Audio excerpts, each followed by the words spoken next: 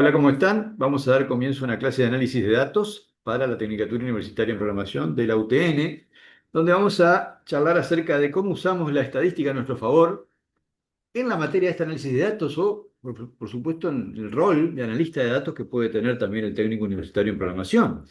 Como habíamos dicho, también esto nos lleva a pensarnos en cuáles son esas nuevas habilidades que tenemos que desarrollar. Es decir, recordar conocimientos de estadística, recordar el funcionamiento de los datos, que es medular para cualquier sistema, y que en nuestra vida profesional nos puede tocar no solamente desarrollo de sistemas de cero, sino que sin duda nos puede tocar, y de hecho es bastante normal, mucho más que el desarrollar algo de cero, que es lo de solucionar, adecuar, modificar sistemas en marcha o corregir, ¿no? O sacar de un problema ya sistemas donde podemos encontrarnos con un conjunto, con varios conjuntos, con varios datasets, con varios conjuntos de datos enormes, con millones de registros, que no tenemos mucha idea de qué tienen.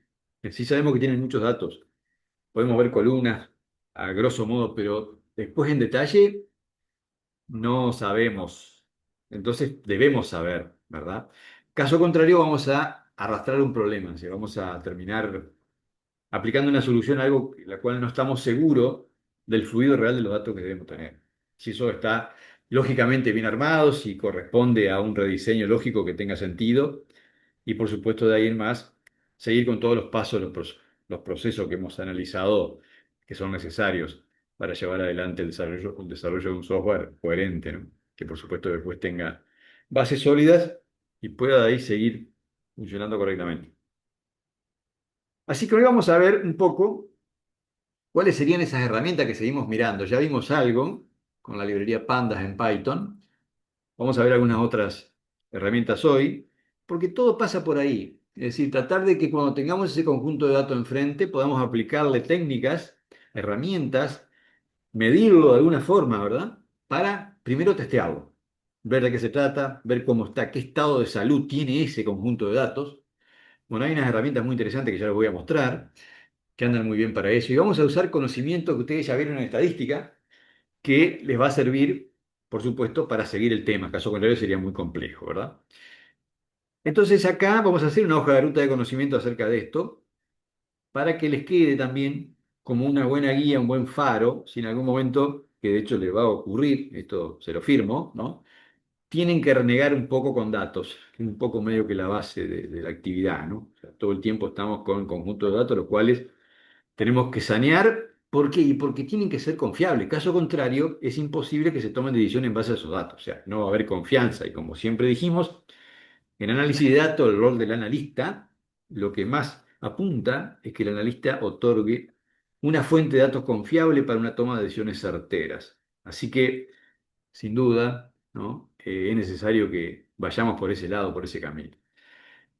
Así que hoy vamos a mirar un poquito lo que es las estadísticas descriptivas. Vamos a ver cómo manejamos eso que se llama tendencia o exploración de datos. Vamos a ver cómo se puede interpretar esa información. Vamos a hacer un mini EDA guiado. Es una exploración de datos. Y vamos a hacer una práctica que voy a mostrar en Python para que también las tengan. Por supuesto, se la voy a enviar así la pueden ver. La estadística descriptiva va a ser el conjunto de técnicas, estas herramientas que le estoy comentando, ¿no? Que nos van a describir qué pasa con ese conjunto de datos, que va a tener miles y miles de datos, para que podamos hacerlo saneado, comprensible, y que podamos después accionar con ellos, ¿no? Los objetivos principales es detectar patrones y tendencias, así, qué es lo que está oculto ahí, ¿no? Realmente. Oculto porque a simple vista y humanamente no podemos detectarlo. O sea, no es que esté escondido, sino que oculto quiere decir por la inmensidad de datos, entonces que no podemos a simple vista entender qué pasa. O sea, hay una tendencia, seguro, y hay patrones que están ocultos a simple vista. Bueno, hay que trabajarlo de alguna forma para que aparezcan, para que afloren, ¿no? Vamos a identificar los famosos errores, o sea, eso ya lo vimos, ¿no? Que es algo bastante normal, es algo bastante esperable. Y por supuesto, intentar corregirlos también dentro de esa gira que le vamos a hacer de recorrida, ¿no? Para detectar los outliers, que son los famosos valores atípicos, que están en todo dataset. Es decir, lamentablemente esto no escapa nunca, por X motivo, siempre hay una cuestión, algún error de microcorte o de lo que sea, ¿no? De problemas de tipo de dato, bueno, puede haber múltiples caras que aparezcan frente a estas situaciones que terminen dando un outlier o un dato que esté fuera del juego de datos que está recibiendo ese atributo, ¿no? Y esto nos va a permitir después hacer una comunicación clara y efectiva eh, para que tenga fundamento nuestros datos en esa evidencia que estamos trabajando. Lo bueno de esto es que mientras hacemos este trabajo también de averiguación de la sanidad, podemos, en base a estructuras interesantes que les voy a mostrar, hacer como una corrección automática a medida que trabajamos. O puede hacer primero una previa.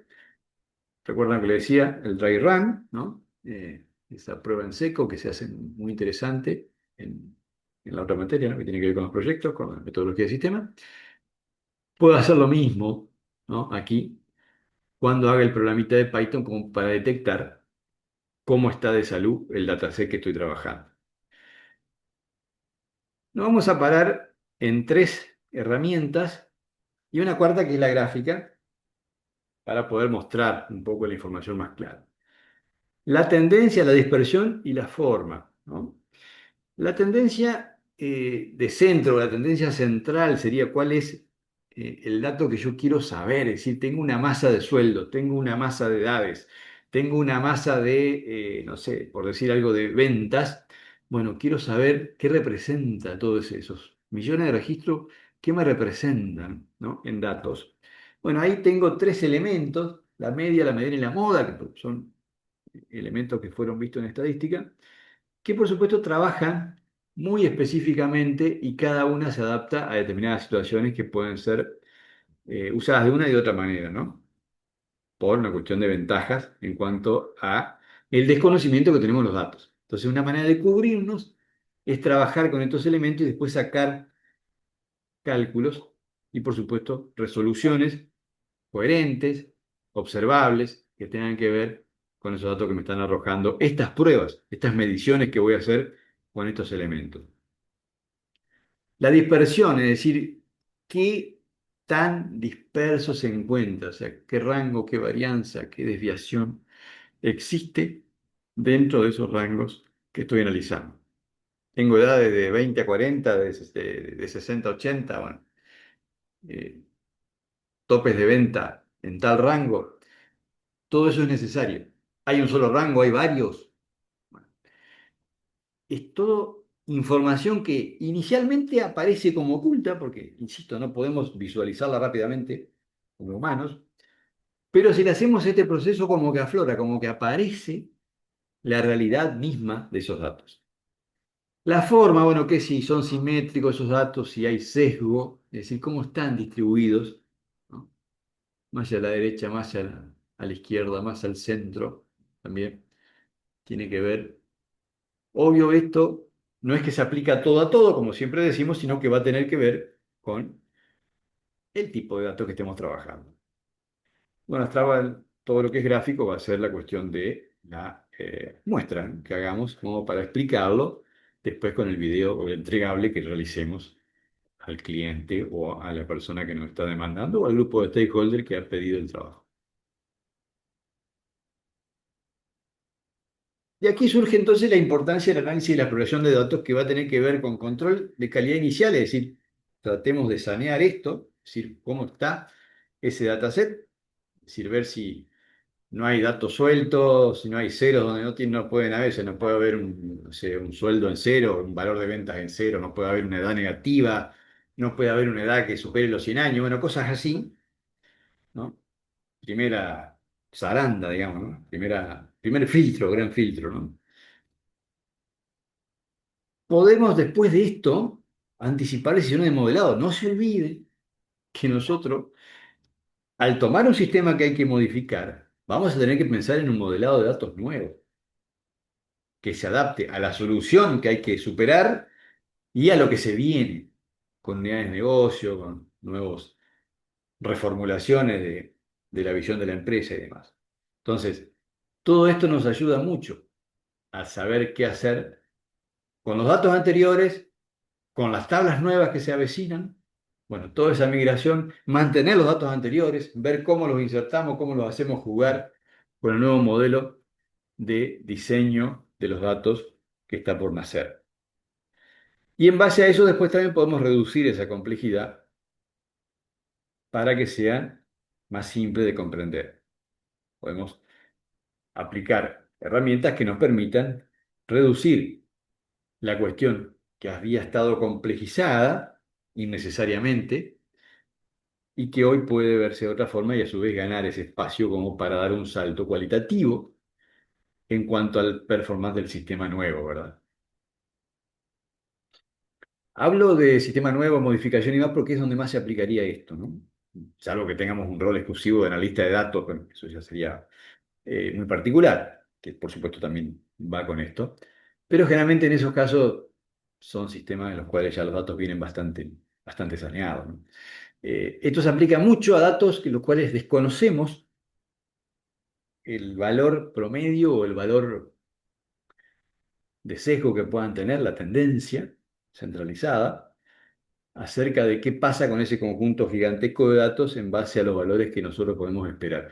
Porque también en base a eso nosotros vamos a poder decidir qué modelo de datos nuevo realizamos, qué nuevo modelo lógico estamos diagramando. Las tres maneras de organizar la tendencia central, es decir, de poder tener una idea de cómo va, es decir, cuánto es el sueldo que se paga, ¿verdad? En la empresa, no sé, el Banco Industrial o el Banco X tiene, no sé, 80 sucursales, 1.400 empleados. Perfecto. ¿Cuál es el sueldo? Los accionistas quieren saber cuándo se está pagando en dólares a su empresa de la cual es accionista. Bueno, acá tenemos tres formas de trabajarlo y a su vez después combinar ese dato, ¿no? La media, la mediana y la moda. La media, bueno, es el famoso promedio aritmético, ¿no?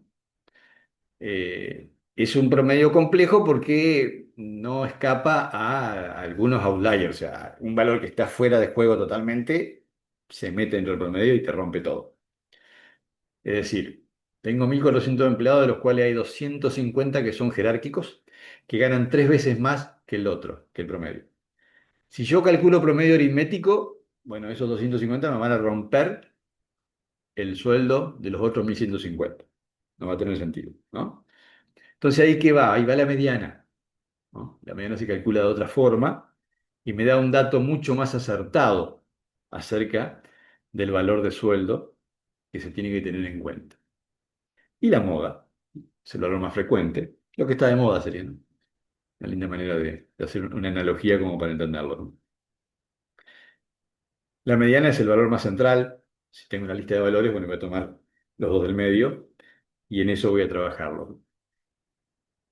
Distinto el promedio que te va a tomar todo y te lo va a dividir por la cantidad.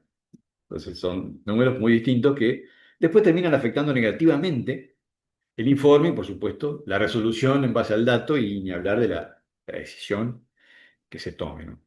Va a ser en base a un dato irreal totalmente. ¿Cuándo usar cada medida, no? Si yo tengo datos que están muy bien, porque ya le hice la prueba, bueno, directamente eh, uso eh, una distribución simétrica sin ningún tipo de problema. ¿Por qué? Porque no tengo datos fuera de juego, está ya medido, ya verifiqué que no hay cero, ya verifiqué que no hay edades mayores a 90, bueno, cosas así, que no hay edades menores a, no sé, a 20, pues son todos empleados ya de años. Como que estoy seguro, ya verifiqué que toda la fecha de nacimiento también, pasé por el programa, obviamente, ¿no? Al dataset. Bueno, ahí estoy tranquilo que ya puedo usar algo tranquilo, sin problema. Ahora bien, yo ya descubrí que hay outliers, que hay un montón de datos que están mal. Tengo que trabajar con mediana y de paso hacer un intento de corrección, ¿no? Cuando el programa detecta que existe un dato que está fuera de juego o vacío, se le da la instrucción de que lo complete con la mediana. La mediana incluso de los últimos ciclos que lleva, no incluso de todos, porque también puede ser interesante, ¿no? O sea que O se pueden evaluar otras alternativas de acuerdo al atributo y a otros parámetros de otras columnas, si tiene que ver o no con otro conjunto de valores que tome la mediana de ese conjunto de valores más parecido. ¿Se dan cuenta?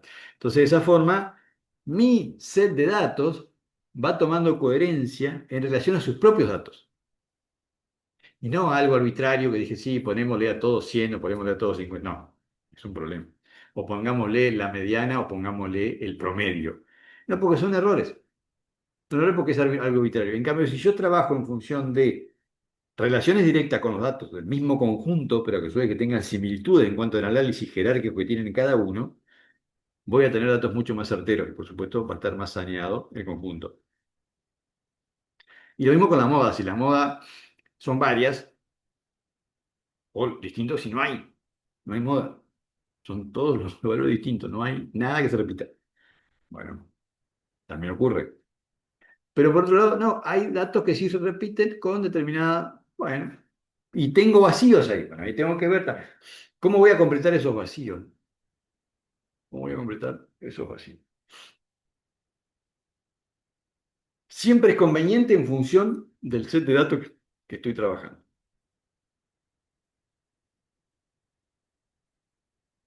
Fíjense que después todo esto, un poco lo que le venía diciendo de cómo hacer la autocompletación de los datos, es para evitar errores que tienen que ver con esa interpretación.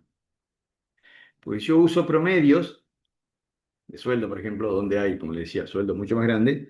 Bueno, eso se va al dato, ese no sirve para nada ese dato. Es totalmente irreal, es fruta total, no sirve. Si ignoro cuando hay multimoda, también es un problema. ¿Por qué? Porque son grupos totalmente distintos. Entonces debo tenerlo claro dentro de la performance del informe que hay subgrupos que tienen tendencias a su vez particulares. Debe tenerse en cuenta. No hago una buena documentación de esto, por ende, va a ser difícil que la comunique realmente bien, ¿no? Entonces, necesario también aprender a comunicar fehacientemente. Más que nada, cómo hice el replanteo. Es decir, si yo tomo esa decisión de autocompletar esos valores vacíos, tengo que documentarlo, tengo que saber exactamente cómo se hizo para que se exponga y, por supuesto, el criterio sea consensuado y todo el mundo que lo analiza diga, sí, tiene sentido, está bien, vamos por ahí. Y si no, diga, no, vamos a hacerlo de otra forma. O presentar dos caminos también, no es mala idea, para la solución que se adecua mucho más ajustada a en ese caso particular que estamos mirando. Otro problema es mezclar unidades, es decir, mezclas tipos de datos y mezclas poblaciones. Bueno, no es para nada positivo porque eso sí es un total sinsentido, ¿no? No hay relación, para nada. Mezclar tipo de moneda, hacer, cosas así que no. Famoso adagio, ¿no? Mezclar manzanas con naranja, peras con manzana, claro. Se dice. No se hace eso. Vamos a ver un pequeño, muy pequeño ejemplo, que por supuesto por su practicidad es muy claro. Sueldos. Sueldos promedio 300, 400, 470 al máximo. Y hay uno que está fuera, un outlier, que está por 5.000 porque bueno, fue un error de tipeo o lo que sea. Lo que sea puede pasar, pero dice 5.000. Bueno, ahí está. Ese es el valor fuera de... Ese es el atípico, ¿no? Si yo a eso le voy a aplicar el promedio, me va a dar un dato. Si le aplico la media, me va a dar uno mucho más o sea, se va a acercar muchísimo más al sueldo real que se está pagando. En edades puedo aplicar moda y vemos que 21, por ejemplo, se repite. Bueno, eso es la moda de las edades.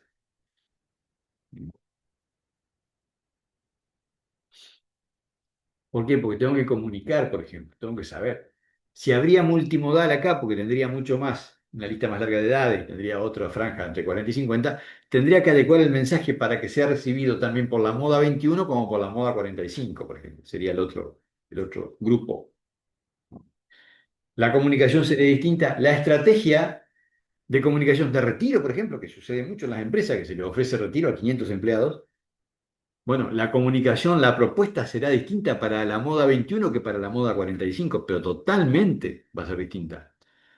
No es lo mismo que va a pensar una persona de 21 años que lo va a pensar una de 45 para retirarse de una empresa, ¿no? Los roles, si sos junior, sos semi-senior, sos senior, ¿qué distribución tiene? Bueno, también se puede hacer ahí, se puede aplicar moda, multimoda. Fíjense cómo clarísimo empieza a tomar forma todo esto que estamos hablando, pero después lo podemos multiplicar por millones de registros, pero aplicándole el criterio, se llega a buen puerto. Bueno, acá están las formas de cálculo, o sea, como le decía, el promedio, la media, es simplemente la suma dividido la cantidad. En este caso son 12 meses, 12 sueldos, es la suma más dividido 12. Acá está el de 5.000 que estaba mal, ¿no? Entonces eso va a dar 776, por ejemplo, porque el de 5.000 es un valor atípico. La mediana, por lo tanto, va a tomar los valores centrales, como le decía, los dos valores centrales. En este caso es el sexto y el séptimo mes. Y va a ser el promedio de eso. Mucho más realista, ¿no? 395. Y la moda, lo que ya le adelanté, es 21. Y si hablaríamos de un grupo más extenso, podría ser 45 si tuviéramos otra franja de otra gente. Fíjense la importancia, ¿no? de los datos de esta naturaleza y cómo pueden aportar direcciones claves en cuanto a la estrategia de la toma de decisiones de los departamentos que le correspondan. Acá está exprofeso, ¿no? Puesto el código para que lo puedan probar, con pandas en Python, con las listas de los sueldos y las edades y los tratamientos personales de los empleados, para que después puedan aplicarlo y bueno, puedan sacar el promedio, la mediana y la moda. Y son varias, te los lista, ¿no? Poner una lista. Y estos son los métodos que tiene Pandas, ¿eh? El min es el promedio, el median es la mediana y el mode es la moda. Y el toList es para que cuando hay varias modas salgan listadas. En el caso sería, si fuera un multimodal, el de las edades sería 2145, el toList. Esto es recomendable, hacer limpieza antes de medir. Acá hay varios métodos de pandas que podemos usar con la tabla que vimos la otra vez de productos o la de empleados, bueno, cualquiera. O pueden pedirle a la IA que le haga una tabla de empleados con tantas columnas de tantos registros y lo prueba sin problema. Eh, Porque acá el tema es conceptualizar la idea de donde estamos queriendo llegar, ¿no? Que es poder generar un informe real acerca de datos desconocidos y voluminosos en forma ágil.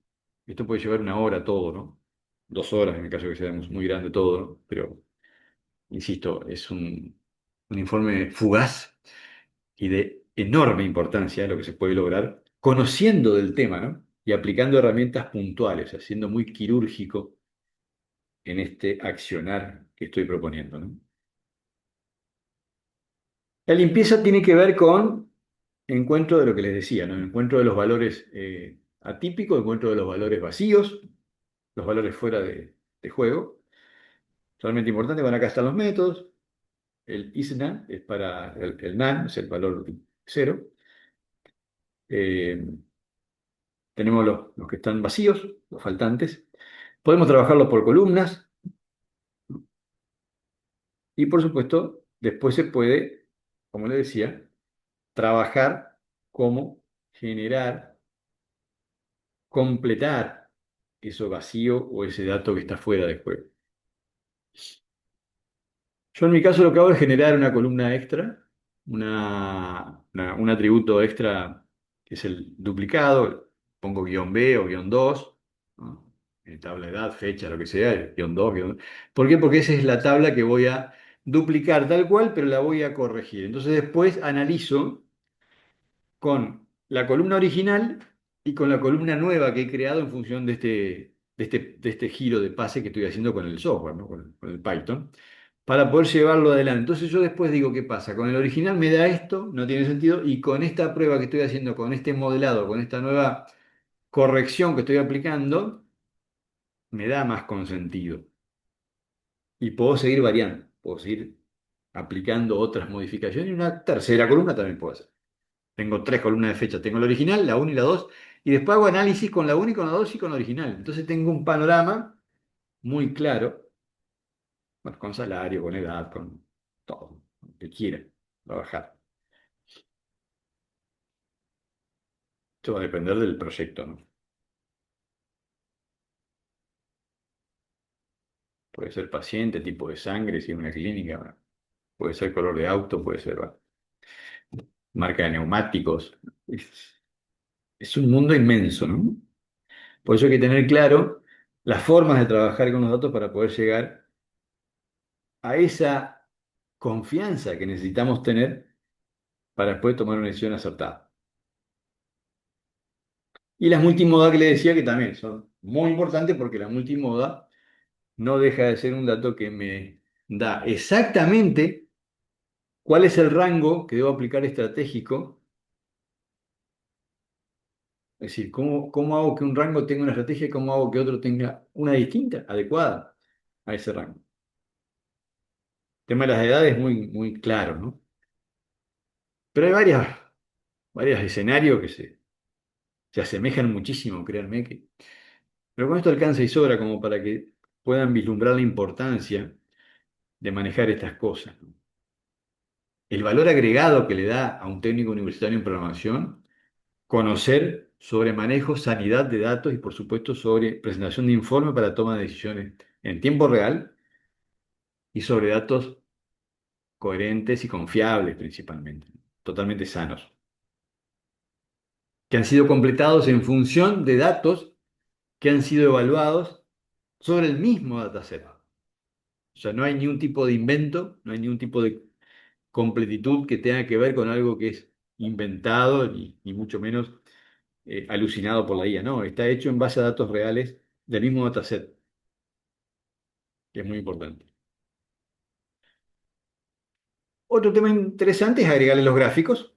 Estos gráficos están hechos con el mismo programita de Python que ya les voy a mostrar, donde podés usar tanto histograma como diagrama de barras para saber qué es lo que se sale de contexto. Acá, por ejemplo, tengo el diagramita famoso del boxplot, es decir, ese gráfico de la caja que se le llama, ¿no? Que es donde yo diagramo cuál es la franja donde están condensados mis salarios. Bueno, recordaban que todos estaban entre 300 y 400 y algo. Bueno, acá está la franja esa, que es la verde, ¿no? La mediana, la que tiene más realidad. Y después tengo la media, que es la que se salía un poco de juego, que es esta, la roja punteada. Y después tengo el valor fuera, el atípico, también marcado específicamente. Fíjense que de un golpe visual tengo bien claro cómo está el manejo de datos. Si yo esto a su vez lo voy haciendo, incluso por las columnas estas que voy creando para yo tener una idea, puedo a su vez comparar qué es lo que me da un sentido más realista de la situación.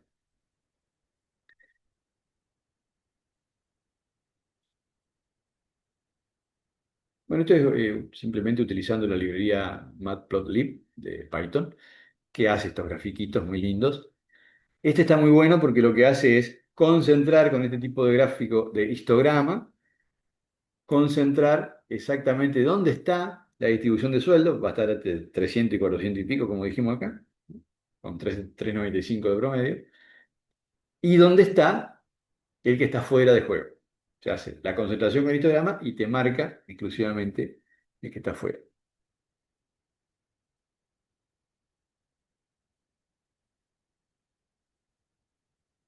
Esto, el EDA, ¿no? Ese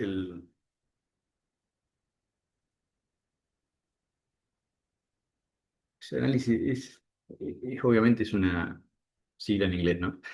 Pero es exploración de datos o análisis y exploración de datos, que no es otra cosa que es ponerle sentido, aplicando todos estos cálculos que estamos haciendo, a lo que estamos haciendo y poder generar un informe real acerca de esos datos, que también lo hacemos, incluso lo podemos hacer con el mismo lenguaje de programación, ¿no? Usando una especie de lenguaje de marcado o Markdown, ¿no?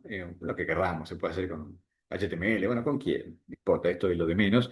Simplemente es que se puede usar los mismos datos que estamos calculando para hacer directamente un informe guiado de esta exploración que hemos hecho, que por supuesto este informe puede ser extenso, puede ser con varias alternativas y demás, como para que la decisión después se torne en función de eso. O sea, que esto sea un reflejo real de los datos. Y aquí es donde debemos documentar cómo funcionó, cómo logré llegar. Conclusión.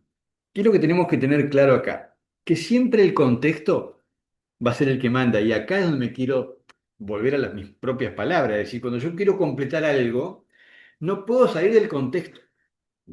¿Y ese contexto cuál va a ser? El dato que más se asemeje a la cantidad. Es decir, que el dato más representativo que exista de la cantidad de datos que estoy trabajando. Es decir, yo sí tengo contexto, pero tengo un dato, un sueldo de 5.000 que está fuera de juego. Bueno, perfecto. Tengo que trabajar con la mediana para completar. Entonces, siempre el contexto va a mandar. Siempre va a ser el norte, ¿no? Va a ser esa pista de aterrizaje iluminada que es la que nos va a mostrar por dónde debemos ir. El contexto. Donde vamos a buscar un dato para después completar si nos falta algo, es dentro del mismo contexto, no en otro lado. Para nada, nunca. No, porque vamos a tomar el promedio de esto del último censo. No, no, no. El dato real es el del contexto. Es la mejor manera. Sabemos que entonces el promedio va a ser informativo, sí, real, pero frágil, porque podemos salir con una idea que descontextualice el objetivo que estamos buscando. No siempre, obviamente. En algún momento puede ser que el promedio sea lo ideal. Hacemos esta comparativa ahora para poder ver los temas, ¿no? Para poder entender y que se nos enciendan las luces de saber que hay que ir con cuidado con estas cosas, ¿no? La mediana, en tanto, bueno, es mucho más robusta, más confiable, siempre que ordenemos los datos de forma ascendente. No nos olvidemos de esto, ¿no? Yo ante la duda siempre busco eso, porque eh, se tiende, ¿no? Salvo que sea algo muy particular, que haya temporadas en el año, en lo que sea, ¿no? Si es por mes, o si es por semana, bueno, no sé, que haya algún tipo de particularidad del análisis que estamos realizando, pero generalmente, de rigor, es preferible tener una base, ordenado ascendentemente. O por lo menos que diga, este resultado es ordenado ascendente, este resultado es orden descendente, y este resultado es en el orden en el que apareció. También puede tener que ver o no, va a depender mucho del esquema, ¿no? La moda, bueno, que ya lo hablamos, tiene una importancia interesante para la toma de decisiones de estrategia por rango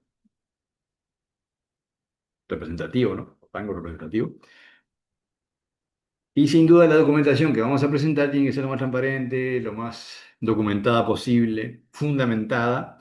¿Por qué? Porque acá es donde ocurre que el que recibe el informe va a querer probarlo, va a querer hacer la reproductibilidad de escenarios, ¿no? Se lo va a dar otro analista.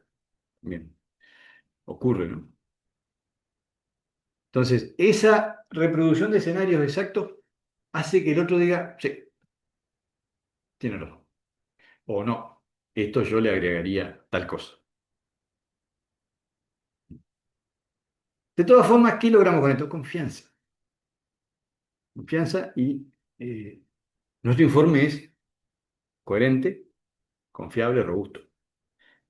Puede soportar sin problema un cúmulo de decisiones estratégicas para la directiva, ¿no? Y le dejo el último detallito con simplemente datos reales, más que nada teóricos, acerca de los temas que hemos charlado como para que le queden ordenados. Nada nuevo, o sea que no hay otra cosa más que agregar acá. Así que bueno, creo que con esto podemos pasar ahora a la parte de el Python que teníamos para probar. donde acá no es otra cosa más que transcribir ese código que les mostré recién, ¿no? Yo incluso acá le agregué otros valores, en vez de decir te cambié el de 5000 por 12, las edades, la representación de cada persona, de acuerdo a su título, ¿no? Su puesto más que nada. Y bueno, después voy haciendo simplemente los cálculos. Y le agregué también la creación de dos histogramas, que son las fotos que les mostré, en función de aplicación tanto de la media, del promedio y por supuesto de la moda. Vamos a ver cómo se ejecuta esto. Vamos a volver acá. Ahí comenzó a buscar, me hizo el primer gráfico, que ya le mostré, ¿no? Exactamente el mismo. Y si lo cierro me muestra el otro, el de eh, el histograma de la concentración de los sueldos. Fíjense que funciona muy rápido, muy ágil. Y acá están todos los impresos que están previstos acá en el código, ¿no? De esta forma, con un editor de código, con Python 3.11 instalado, con la importación de la librería, con el uso de algunos métodos sencillos, puedo lograr realmente una base informativa importantísima que soporta un informe totalmente documentado y fundado para obtener, como les digo, la respuesta adecuada para la toma de decisión. El histograma, sin duda, es para acompañar el informe, pero a su vez debe estar bien explicado. Debe estar explicado eh, con palabras totalmente entendidas por la mayoría de la gente. No podemos hablar nada técnico, sino que simplemente usar la parte gráfica para hablar de concentración, para hablar de tendencia, para hablar de patrones de repetición o lo que sea, ¿no? Algo que sea sencillo, por supuesto entendible, y que nos sirva para poder decidir exactamente para dónde va la respuesta esperada. Así que bueno, esto es todo por esta clase de estadísticas con Python para análisis de datos, lo cual, como ya venimos diciendo, cada vez nos ayuda más para ser un profesional formado íntegramente en lo que es la tecnicatura universitaria en programación. Hasta la próxima y gracias.